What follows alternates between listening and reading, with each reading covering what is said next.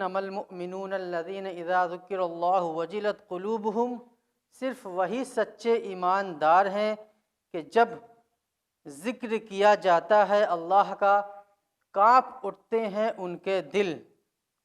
جب ان کے سامنے اللہ کی قرآن مقدس کی آیتیں تلاوت کی جاتی ہیں تو ان کے دل کانپ اٹھتے ہیں۔ تو لیکن آج ہمارا ایسا معاملہ ہی نہیں ہے۔ ہمارے سامنے قرآن مقدس کی پوری قرآن کی تلاوت کر دی جاتی ہے، لیکن ہمارے دل میں ایک ذرہ برابر فرق نہیں پڑتا۔ اس کا ریزن کیا ہے؟ اس کا ریزن یہی ہے کہ ہمارے اندر وہ سوچ، وہ فکر ہی نہیں کہ ہمارے سامنے کلام مقدس کی تلاوت کی جا رہی ہے، اس سے ہمیں کیا سبق مل رہا ہے، کیونکہ ہم اس لینگویج سے دانشتہ ہی نہیں ہیں۔ اگر ہمارے سامنے اس کو جب تک اردو میں نہ پڑھا جائے گا، ہم کو سمجھ ہی میں نہیں آئے گا کہ قرآن مقدس میں کیا فرمایا جا رہا ہے۔ لہٰذا ضروری ہے، جس طرح ہم نے اپنے اوپر یہ لازم کر لیا ہے کہ ہمیں دنیاوی تعلیم حاصل کرے بغیر دنیا میں گزارا نہیں ہے۔ آج ہماری یہ سوچ بن گئی ہے کہ ہمارے لیے اگر دنیا میں گزارا کرنا ہے تو دنیاوی تعلیم حاصل کرنا ضروری اور اشد ضروری ہے۔ لیکن انسان کو اللہ تعالیٰ نے جس مقصد کے تحت پیدا فرمایا وہ مقصد ہی یہی تھا، صرف اور صرف اللہ کی عبادت کرنا۔ وَمَا خَلَقْتُ الْجِنَّ وَالْإِنسَ إِلَّا لِيَعْبُدُونَ، اللہ نے جن اور انسان کو صرف اور صرف اپنی عبادت کے لیے پیدا فرمایا، اور اس کے علاوہ کسی اور چیز کے لیے پیدا ہی نہیں فرمایا۔ لیکن ہمارے پیدا کرنے کا جو مقصد اصلی تھا ہم وہی بھول گئے، اور جو مقصد اصلی تھا ہی نہیں اس کے پیچھے لگ گئے۔ دنیا کمانا اچھی بات ہے، لیکن دنیا کما کر صرف چلے جانا یہ بری بات ہے۔ دنیا کما کر آخرت کما کر ساتھ میں لے کے جانا یہ کمال کی بات ہے۔ اس کے لیے ضروری ہے کہ ہم اپنے مقصد اصلی کو پہچانیں۔ جب تک ہم اپنے مقصد اصلی کو نہیں پہچانیں گے، اور جب تک ہمارے ذہن اور فکر میں یہ بات ہی نہیں رہے گی ہم کو اللہ نے کس لیے پیدا فرمایا، تو ہم کیسے اس راہ پر چل سکیں گے، کیونکہ ہم کو پتہ ہی نہیں کہ ہم کو اللہ نے کیوں پیدا فرمایا۔ اللہ نے ہم کو بس اسی لیے پیدا فرمایا، وَمَا خَلَقْتُ الْجِنَّ وَالْإِنسَ إِلَّا لِيَعْبُدُونَ، اللہ نے جن اور انسان کو صرف اور صرف اپنی عبادت کے لیے پیدا فرمایا۔ عبادت میں رزق حلال کمانا بھی آتا ہے، رزق حلال کھلانا بھی آتا ہے، اور اپنے پڑوسیوں کے ساتھ اچھا سلوک کرنا آتا ہے۔ ہمارے معاشرے میں جتنی چیزیں آتی ہیں، ہمارے زندگی گزارنے میں جتنے شعبے دن بدن گزرتے ہیں، ان سارے شعبوں میں سب شریعت کے احکام کے مطابق اگر ہم نے عمل کیا تو وہ سارے شعبے عبادت میں شمار کیے جاتے ہیں۔ چاہے آپ رزق حلال لے لیں، چاہے آپ پڑوسیوں کو حقوق لے لیں، چاہے رشتہ داری کو بڑھانا لے لیں، کسی غریب کی مدد کرنا لے لیں، یہ ساری کی ساری چیزیں عبادت ہی ہیں۔ اگر ہم سوچیں کہ ہم صرف دنیا کما لیں اور دنیا کمانے کے بعد یہاں سے نکل جائیں تو یہ ہماری بڑی بے وقوفی کا علم ہے کہ ہم کو جس مقصد کے تحت اللہ تعالیٰ نے پیدا فرمایا ہم اس مقصد ہی کو بھول گئے۔ ہمیں اللہ تعالیٰ اس مقصد کو یاد کرنے کے توفیق مرحمت فرمائے، اور اسی مقصد کے تحت ہمیں اپنی بچی ہوئی زندگی گزارنے کی توفیق مرحمت فرمائے۔ تو اللہ تعالیٰ کیا فرماتا ہے؟ فَاذْكُرُوا اللَّهَ كَثِيرًا، کثرت سے میرا ذکر کرو، اگر تم لعلکم تفلحون، اگر تم کامیابی چاہتے ہو۔ تو یہاں پر پھر دوسری جگہ سورہ انفال آیت نمبر 2 میں فرماتا ہے صرف وہی سچے ایماندار ہیں کہ جب ذکر کیا جاتا ہے اللہ کا تو کانپ اٹھتے ہیں ان کے دل۔ تو آج ہم یہ سوچیں اور فکر کریں کہ ہمارے دل میں یہ چیز کیفیت کیوں نہیں پیدا ہو رہی ہے۔ اللہ تعالیٰ ہمارے دلوں میں بھی ایسی کیفیت فرمائے کہ جب بزرگان دین کے سامنے اللہ کا ذکر ہوتا تھا وہ تو کانپ اٹھتے تھے، لرز جاتے تھے، دنیا کو بھول جاتے تھے کہ ہمارے سامنے کس ذات کا ذکر ہو رہا ہے، اس ذات میں اس طرح کھو جاتے تھے کہ اگل بگل بیٹھے ہوئے تمام چیزوں کو بھول جاتے تھے۔ لیکن ہمارے سامنے آج اللہ کے رسول صلی اللہ علیہ وسلم کی احادیث کریمہ بیان کی جاتی ہے، پھر بھی ہم دنیاوی کاموں میں لگے رہتے ہیں، اسی خیال میں مصروف رہتے ہیں کہ ہمیں آگے گھنٹے کے بعد کیا کام کرنا ہے۔ تو اللہ تعالی ہمیں ایسی زندگی سے محفوظ فرمائے اور ہمیں بزرگان دین اور اللہ کے رسول صلی اللہ علیہ وسلم کی شریعت پر سختی کے ساتھ عمل کرنے کے توفیق مرحمت فرمائے۔ تو یہ چیز جو نشانی اللہ تعالیٰ نے اپنے سچے بندوں کے لیے ظاہر کی اللہ تعالیٰ وہ نشانی ہمارے اندر بھی ظاہر فرمائے کہ صرف وہی سچے ایماندار ہیں کہ جب ذکر کیا جاتا ہے اللہ کا تو کانپ اٹھتے ہیں ان کے دل۔ اسی ذکر ہی کی برکت سے بندہ مومن کو یہ عظیم مقام نصیب ہوتا ہے کہ اس کا مالک و خالق رب اللہ جل مجدہ بھی اس پر نظر کرم فرماتا ہے، اسے یاد کرتا ہے، اس طرح کہ اس پر اپنے فضل و کرم اور رحمتوں کی بارش مزید برساتا ہے، جیسا قرآن مقدس کی سورہ بقرہ کی آیت ہے، فَاذْكُرُونِي أَذْكُرْكُمْ وَاشْكُرُوا لِي وَلَا تَكْفُرُونَ، تم میرا ذکر کرو میں تمہارا ذکر کروں گا، اسی طرح پس مجھے یاد کرو میں تمہیں یاد کروں گا۔ آج آپ اللہ کو یہاں یاد کریں گے، اللہ تعالیٰ آپ کو اس سے بہتر محفل میں یاد کرے گا، اور بعد وفات آپ کو یاد کرے گا جب آپ کو اللہ کی ضرورت ہوگی۔ قبر میں جب ہم داخل ہوں گے، سب سے پہلی گھڑی جب ہمارے سامنے آئے گی، جب دو فرشتے ہمارے سامنے آئیں گے، منکر نکیر، جو ہمارے سوالات جو ہم سے سوالات کریں گے، اس کا جواب ہم تبھی دے پائیں گے جب اللہ تعالیٰ کا فضل و کرم ہمارے ساتھ شامل حال ہوگا، تبھی ہم ان سوالات کا صحیح جوابات دے پائیں گے۔ اگر یہ فضل و کرم ہم سے جدا رہا تو یقیناً ہم نار مستحق ہوں گے۔ اللہ تعالیٰ ہمیں اپنے اس خصوصی کرم میں شامل فرمائے۔ تو آگے ارشاد فرماتے ہیں، فَاذْكُرُونِي أَذْكُرْكُمْ، بس مجھے یاد کرو میں تمہیں یاد کروں گا۔ اور یہی لوگ دنیا اور آخرت کے ہر مرحلے میں کامیاب ہوتے ہیں۔ کون لوگ؟ جو اللہ کا ذکر کرتے ہیں اور کثرت کے ساتھ کرتے ہیں۔ کامیابی کا فارمولہ جو بتایا گیا، کثرت سے ذکر کرنا۔ اگر تم دنیاوی کامیابی بھی چاہتے ہو تو اللہ کا ذکر کثرت کے ساتھ کرو۔ جب تم اللہ کا ذکر کثرت کے ساتھ کرو گے تو اللہ کی ذات ایسی ہے کہ آپ ایک ہاتھ بڑھیں گے تو ایک ہاتھ بڑھائے گا، آپ ایک بارش بڑھیں گے تو ایک ہاتھ بڑھائے گا۔ تو اسی طرح آپ تھوڑا سا اللہ کا ذکر کریں گے تو وہ تھوڑی سی آپ کی مدد نہیں فرمائے گا، مدد وہ اپنے ایک بار اس نے رحمت کی نظر ڈال دی تو آپ کے سارے معاملات بگڑے ہوئے معاملات بن جائیں گے۔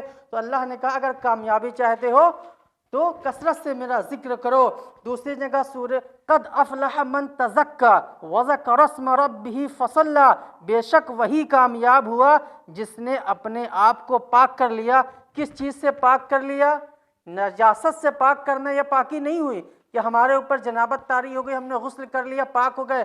پاک کرنے کا مطلب یہاں پر اپنے آپ کو ہر اس گناہ سے پاک کر لینا، شریعت کے ہر اس احکام سے پاک کر لینا جس کی شریعت نے ہم کو اجازت نہیں دی ہے، اس چیز سے پاک کر لینے کا مطلب یہی ہے۔ قرآن مقدس میں اس کا پھل یہ بتایا گیا، قد افلح من تزکا وذکر اسم ربہ فصلی، بے شک وہی کامیاب ہوا جس نے اپنے آپ کو پاک کر لیا اور اپنے رب کے نام کا ذکر کرتا رہا اور نماز پڑھتا رہا۔ ہر حال میں نماز ہم پر فرض ہے۔ نماز کا چھوڑنا جان بوجھ کر یہ ایک عظیم گناہ ہے جس کی معافی کبھی ہو نہیں سکتی۔ جب تک ہمیں نماز ہم دنیا میں ہے، اللہ تعالیٰ ہمیں باجماعت نماز پڑھنے کی توفیق مرحمت فرمائے۔ اگر خدا نخواستہ جماعت قضا ہو جائے تو اگر نماز کا وقت ہے تو نماز ادا کرے، نہیں تو وقت گزر جانے کے بعد پھر قضا نماز ادا کرے، لیکن نماز ضرور ادا کرے اور یہ دعا کرتے رہیں کہ اللہ تعالیٰ ہمیں نماز باجماعت پڑھنے کی توفیق مرحمت فرمائے۔ تو کامیابی انہی سب چیزوں میں ہے۔ آج ہم کامیاب ہونے کے لیے دنیا بھر کے طریقے اپناتے ہیں کہ اتنا ہم لڑکوں کو ڈاکٹری پڑھا دے تو لڑکا ہمارا کامیاب ہو جائے گا، انجینئر بنا دے تو کامیاب ہو جائے گا، یہ بنا دے تو کامیاب ہو جائے گا۔ لیکن کامیابی تو اللہ تعالیٰ نے اپنے ذکر میں رکھ دی ہے۔ اگر ہم نے اپنی اولاد میں، اپنے بھائیوں میں ذکر رسول اور ذکر اللہ نہ پیدا کیا تو وہ کبھی کامیاب ہو ہی نہیں سکتے، کیونکہ قرآن مقدس کی ہر آیت، ہر لفظ اللہ کی صداقت ہے، اس میں کسی چیز کے رد و بدل کبھی نہیں ہو سکتا۔ جب اللہ نے فرما دیا کامیابی چاہتے ہو تو کثرت سے میرا ذکر کرو، تو جب تک آپ کثرت سے ذکر نہیں کریں گے کامیابی حاصل نہیں ہو سکتی ہے۔ اگرچہ دنیا میں آپ کامیاب ہو جائیں لیکن بعد وفات آپ کامیابی حاصل نہیں کریں گے۔ اس وقت آپ کو یہ خیال اور یہ تصور ہوگا کہ ہم کیا کرنے آئے تھے اور کیا کر کے یہاں سے چلے گئے۔ تو آگے غرض کہ ذکر الہی سے قلوب مطمئن ہوتے ہیں، جیسے قرآن مقدس کی آیت ہے الا بذکر اللہ تطمئن القلوب، اسی طرح اللہ کی اطاعت کی طرف مزید مائل ہوتے ہیں، اسی سے اللہ کا فضل و کرم نصیب ہوتا ہے، اور یہی ذکر کامیابی اور کامرانی کا ذریعہ ہے، اور اسی سے ثبات قلب و قدم نصیب ہوتا ہے، جو حالت جہاد کے لیے نہایت اہم اور ضروری ہے۔ لہٰذا فرمایا گیا ثابت قدم رہو اور تلواروں کے سائے، تیروں کی بوچھاڑ کی حالت میں بھی رب کو نہ بھولو، بلکہ اللہ کا خوب ذکر کرتے رہو جس سے تمہاری ہمت بندھی رہے۔ یہاں پر فرمایا گیا قرآن مقدس کی آیت میں کہ ثابت قدم رہو اور تلواروں کے سائے میں، تیروں کی بوچھاڑ کی حالت میں بھی رب کو نہ بھولو۔ لیکن آج ہم نہ ہمارے سامنے کوئی پریشانی ہے نہ کوئی دقت ہے، پھر بھی ہم رب کو بھول بیٹھے ہیں اور دنیا کو سر پر چڑھا بیٹھے ہیں۔ تو جب رب کا حکم تو یہ ہے کہ جب تم پر جتنی مصیبت بھی آ جائے لیکن رب کا ساتھ نہ چھوڑو، رب کو نہ بھولو۔ آپ اتنے باشعور ہیں کہ آپ اپنا اندازہ لگا لیں، کسی نے ایک بڑی خوبصورت بات کہی، ایک پیرامیٹر دیا، ہر چیز کو ناپنے کے لیے ایک پیرامیٹر ہوتا ہے۔ اگر تم یہ چاہتے ہو، تم یہ جاننا چاہتے ہو کہ رب کے نزدیک تمہارا کیا مرتبہ ہے، تمہارا قرب رب سے کتنا ہے، اگر تم یہ جاننا چاہتے ہو تو کیسے جانو گے؟ تو اس شخص نے کہا اگر تم یہ جاننا چاہتے ہو تو تم یہ دیکھ لو رب نے تمہیں کس کام میں لگا رکھا ہے۔ اگر تمہارا کام شریعت کے احکام کے مطابق ہے، اس نے تمہیں لگا رکھا ہے، یقیناً تم اللہ کے نیک بندے ہو۔ اگر تم ایسے اعمال میں مستحق، ایسے اعمال میں مشغول ہو جو شریعت کے احکام کے خلاف ورزی ہے، آپ کی روزی روٹی ایسی جگہ سے آ رہی ہے جو رزق حرام سے تعلق رکھتی ہے، تو آپ سوچ لو آپ کے ساتھ رب کا کیسا معاملہ ہے۔ یہ پیرامیٹر دیا گیا، یہ سوچنے اور سمجھنے کے لیے، یہ جاننے کے لیے ہمارا رب کے ساتھ کیا تعلق ہے، ہم رب کے بارگاہ میں کتنے قریب ہے، کتنا قرب ہمیں رب کا حاصل ہے، یہ پیرامیٹر ہے۔ اگر آپ یہ جاننا چاہتے ہیں تو یہ دیکھ لیں ہم کس فیلڈ سے متعلق ہیں، ہمارا قرب اللہ کے ساتھ کیسا ہے۔ اگر یہ جاننا ہے تو آپ سب جانتے ہیں ہم کس کس فیلڈ سے متعلق ہیں، تو یہ سوچیں اور اس پر غور کریں کہ ہم شب و روز جو ہمارا گزر رہا ہے یہ کس حال میں گزر رہا ہے، کیا یہ اسی طریقے پر گزر رہا ہے جس طریقے پر اللہ کے رسول صلی اللہ علیہ وسلم نے گزارنے کا طریقہ بتایا؟ کیا ہم سے وہی سارے کام اللہ تعالیٰ لے رہا ہے جس کام کو کرنے کی اللہ نے اجازت دی، اللہ کے رسول صلی اللہ علیہ وسلم کے شریعت نے اجازت دی؟ کیا ہم وہی کام کر رہے ہیں؟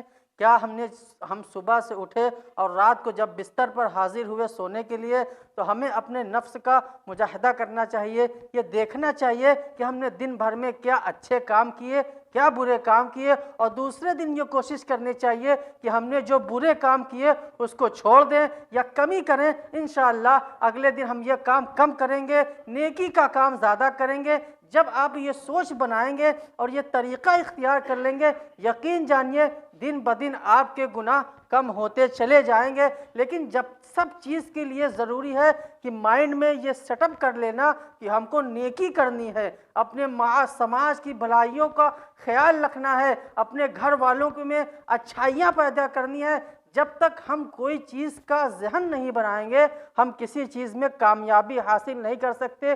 مثال کے طور پر اگر ہمیں کہیں جانا ہے کسی لمبے سفر پر، جب تک ہمیں راستہ نہیں معلوم ہوگا ہم کیسے وہاں پہنچ سکتے ہیں؟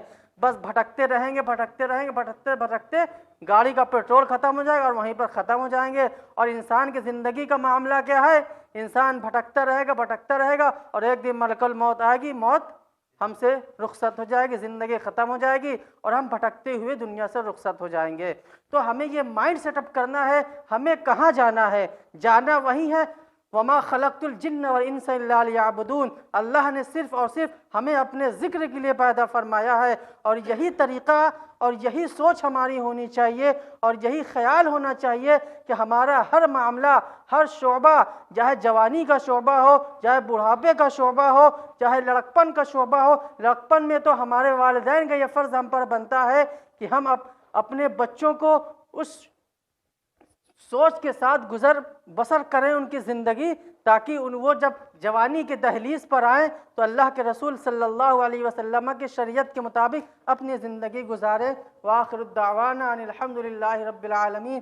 کہنے سننے میں جو غلطی ہوئی اللہ تعالیٰ اسے معاف فرمائے، اور ان سب باتوں پر مجھے سب سے پہلے عمل کرنے کی توفیق مرحمت فرمائے، اور بقیہ جو تھوڑا سا بیان رہ گیا ذکر اللہ کا، انشاءاللہ اگلے نشست میں موقع ملا تو پھر سماعت فرمائیں گے۔ وآخر الدعوانا ان الحمد للہ رب العالمین۔